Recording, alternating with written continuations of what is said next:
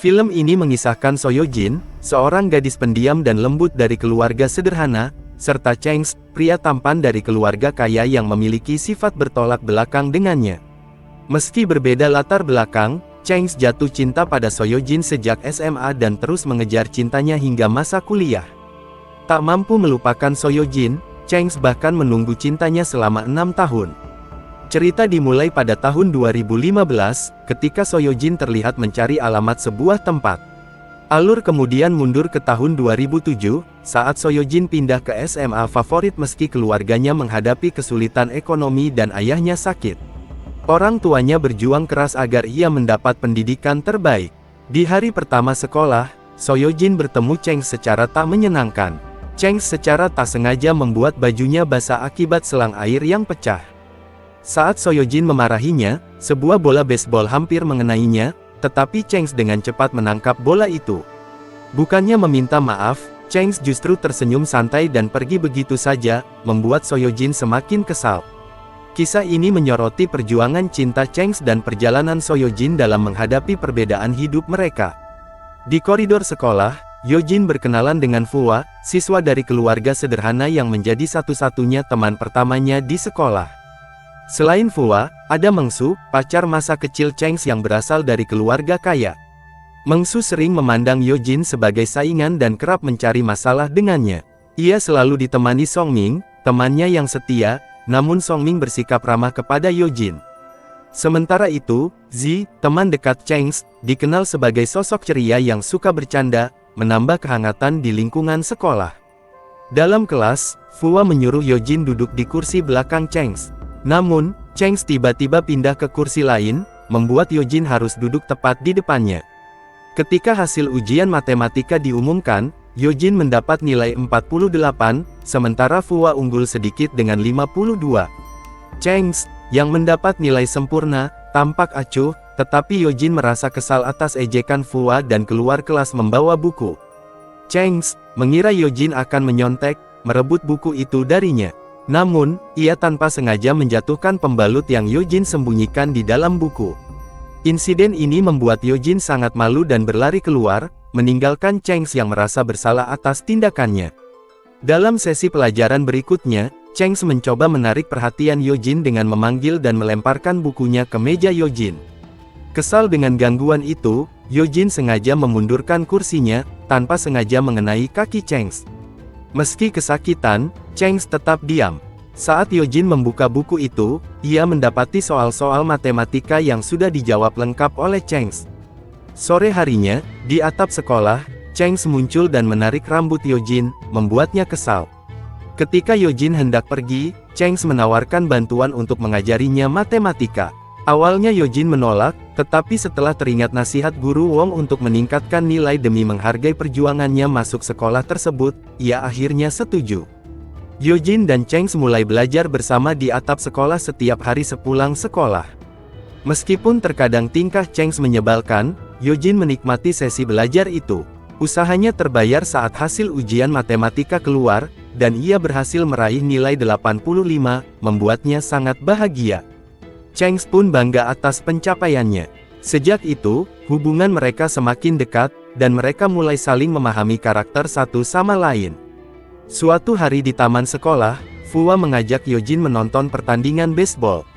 Meski awalnya Yojin mengira Fua tertarik pada olahraga itu, Fua mengaku ia hanya ingin melihat Zozi, pemain baseball yang ia kagumi. Diam-diam, Yojin memperhatikan Changs di lapangan. Namun, kebersamaan mereka terputus ketika seorang siswa memberitahu Yojin bahwa guru Wong mencarinya. Tak lama, Yojin harus pulang karena ada masalah keluarga. Sejak kepergian Yojin, Changs kehilangan semangat.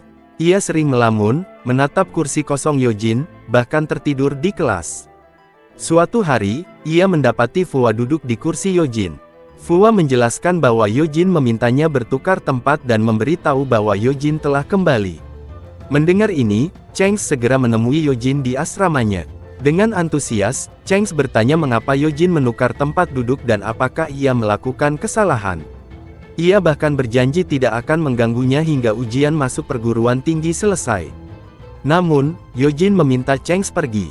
Saat terus didesak, Yojin akhirnya menunjukkan kain hitam di lengannya, tanda ia sedang berduka karena ayahnya telah meninggal dunia. Untuk meluapkan kesedihannya, Yojin berlari mengelilingi lapangan sekolah. Cheng diam-diam mengikutinya dari jauh, namun memutuskan untuk tidak mendekat. Ia memilih menepati janjinya, tidak akan mengganggu Yojin hingga ujian selesai. Masa-masa terakhir kelas 3 SMA tiba, dan semua siswa berharap dapat mewujudkan impian mereka. Saat pesta kelulusan, Cheng tak henti mencuri pandang ke arah Yojin yang duduk bersama Fua. Mengsu mencoba menarik perhatian Cheng, namun gagal. Akhirnya, Cheng memberanikan diri mengajak Yojin berdansa. Meski awalnya menolak, Yojin akhirnya menerima karena Cheng langsung menariknya ke lantai dansa. Mengsu hanya bisa menatap dengan patah hati, sementara Song Ming berusaha menghiburnya. Di malam itu, Cheng menyatakan perasaannya kepada Yojin, mengajaknya untuk ikut ke Beijing dan tetap bersamanya. Namun, Yojin hanya tersenyum tanpa memberikan jawaban pasti, mengucapkan, "Selamat malam," lalu pergi meninggalkan Cheng yang terdiam. Tahun 2009 tiba, dan Yojin kini menjadi mahasiswi. Sejak kelulusan, ia tak pernah lagi mendengar kabar Cheng. Setiap hari, Yojin pergi ke kampus dengan sepeda dan bekerja paruh waktu untuk membantu ibunya membiayai kuliah. Salah satu pekerjaannya adalah sebagai penjaga perpustakaan, di mana ia bertemu dengan seorang staf bernama Suan Yuan. Keesokan harinya, Yojin dan Suan Yuan bekerja paruh waktu sebagai tenaga pemasaran produk air minum. Hubungan mereka semakin akrab, hingga suatu hari Fua mengatakan bahwa Yojin beruntung bertemu Yuan karena dia baik dan sepertinya menyukainya. Yojin hanya menjawab dengan santai. Saat sedang berbicara, tiba-tiba Cheng muncul dan memanggil nama Yojin. Meskipun senang bertemu, Yojin berpura-pura dingin. Yuan kemudian muncul dan mengklaim dirinya sebagai pacar Yojin, yang membuat Cheng membalas dengan mengatakan hal yang sama. Yojin merasa terganggu dan menjelaskan bahwa Yuan hanya temannya dari SMA. Cheng mengajak Yojin dan Yuan jalan-jalan dengan mobil, dengan adiknya, Zhang Yu, sebagai sopir. Di sebuah kuil, Yojin melihat Cheng menulis harapan, namun dia menutupinya. Zhang Yu membawa Yuan membeli minuman agar Yojin dan Cheng bisa berbicara berdua. Yojin, dengan nada kesal, bertanya kenapa Cheng datang kembali, mengungkapkan betapa menderitanya dia setelah Cheng pergi, dan bahwa dia tidak bisa melupakan. Cheng hanya mendengarkan tanpa berkata apa-apa. Malam itu, mereka makan bersama. Cheng memaksa Yojin minum, meski awalnya menolak. Setelah Yojin mabuk dan tertidur, Cheng menawarkan minuman kepada Yuan, namun Yuan menolak. Cheng merasa diabaikan dan akhirnya meminum minuman itu sendiri. Saat Yojin mabuk, ia secara lirih memanggil nama Cheng, yang membuat Yuan sadar bahwa perasaan Yojin sebenarnya hanya untuk Cheng. Setelah itu, Yuan tidak lagi berusaha berbicara dengan Yojin. Suatu hari, Yojin marah besar dan datang ke apartemen Cheng, menuduhnya telah berbicara dengan Yuan dan mengganggunya. Cheng mencoba menenangkan Yojin, namun emosinya semakin memuncak. Cheng pun mendorong Yojin ke dinding dan memegang tangannya, mengungkapkan frustrasinya karena Yojin memberinya harapan meski tidak menyukainya. Ia meminta Yojin untuk jujur agar ia bisa berhenti berharap. Setelah pertengkaran itu, Cheng menjauh dari Yojin, dan kehidupan Yojin kembali tenang. Pada tahun 2011, Yojin berhenti dari pekerjaan paruh waktunya karena ibunya memintanya pulang ke kampung halaman. Ibunya berencana menikah lagi, dan Yojin mendukung keputusan itu, meyakini bahwa almarhum ayahnya ingin ibunya bahagia. Saat Yojin dan ibunya sedang berjalan-jalan, mereka tak sengaja bertemu dengan Cheng. Cheng menjelaskan bahwa ibunya telah membeli pabrik elektronik dekat rumah Yojin, dan ia sedang mengurus urusan di sana. Di rumah, Cheng melihat Yojin yang kelelahan membuat lampion bambu. Ia merasa kasihan namun tidak mengungkapkannya langsung. Cheng menyarankan Yojin berhenti membuat lampion dan menawarkan uang sebagai gantinya agar mereka bisa berbicara. Yojin merasa tersinggung dan menjelaskan bahwa bagi dirinya, membuat lampion itu sangat berarti. Merasa bersalah, Cheng memutuskan membantu Yojin dan bekerja keras sepanjang malam membuat lampion. Meskipun hasilnya tidak sempurna, Yojin tersentuh dan tertawa melihat usaha Cheng, sementara ia tersenyum malu. Cheng meminta Yojin untuk berjanji pergi ke Beijing dan tinggal bersamanya setelah lulus, meskipun Yojin hanya mengangguk kecil tanpa sepenuhnya setuju. Menjelang kelulusan, Yojin berusaha mencari pekerjaan di Beijing, namun semua lamarannya ditolak. Suatu hari, Cheng menawarkan pekerjaan di Beijing untuk Yojin, namun Yojin sudah mendapatkan pekerjaan di Shanghai. Cheng merasa kecewa dan marah, merasa Yojin tidak peduli padanya. Yojin menjelaskan bahwa ia sudah berusaha mencari pekerjaan di Beijing, tetapi tidak diterima. Merasa bersalah karena melanggar janji, Yojin membeli tiket ke Beijing. Namun, di perjalanan, Cheng menelepon dan memberitahunya bahwa dia sedang menuju Shanghai. Yojin terkejut dan Cheng meminta Yojin untuk turun di stasiun Tanah Ai, tempat ia akan menjemputnya. Di stasiun, Cheng mengatakan pada Yojin, "Walau di ujung dunia, aku takkan pernah melepaskanmu." Pada tahun 2012, mereka pindah ke rumah baru, dibantu oleh Song Ming dan Zhang Yu. Cheng kemudian membeli Yojin sepasang sepatu cantik, dan malamnya mereka menghadiri pesta mewah di rumah Zhang Yu, yang ternyata adalah adik Cheng. Di pesta itu, Yojin terkejut bertemu Juan, yang ternyata tunangan Zhang Yu. Yojin dengan tulus mengucapkan selamat pada Juan. Saat pulang, hujan turun, dan Yojin khawatir sepatu mahalnya basah.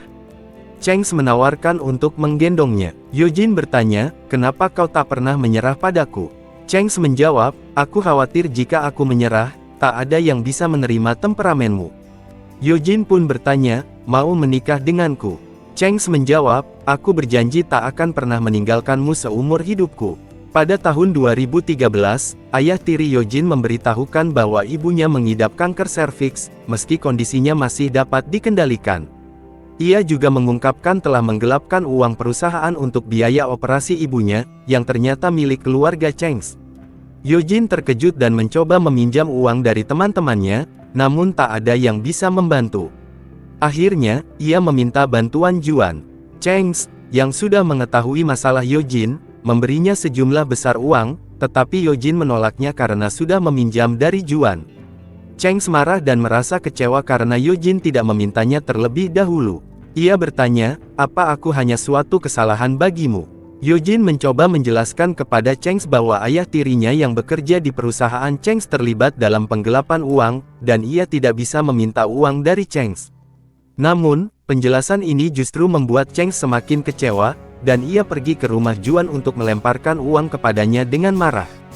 Setelah bertengkar, Cheng pulang ke rumah, di mana Yojin menawarkan untuk membayar utangnya. Cheng dengan emosional menjawab, "Bagaimana kamu bisa melunasi hutang di hatiku?" Dan mengungkapkan bahwa Yojin tidak pernah mencintainya selama ini. Ia kemudian memutuskan untuk berpisah. Keesokan harinya, Somi memberitahukan Yojin bahwa Cheng akan terbang ke Amerika dan masih ada kesempatan untuk bertemu di bandara.